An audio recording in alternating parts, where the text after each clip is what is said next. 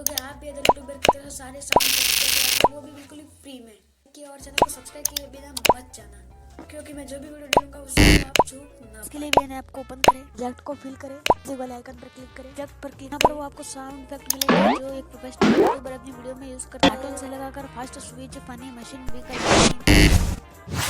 Use कैसे करना है वो भी बताता हूँ। साउंड पर जाके इस पर क्लिक करना है, बस हो गया काम।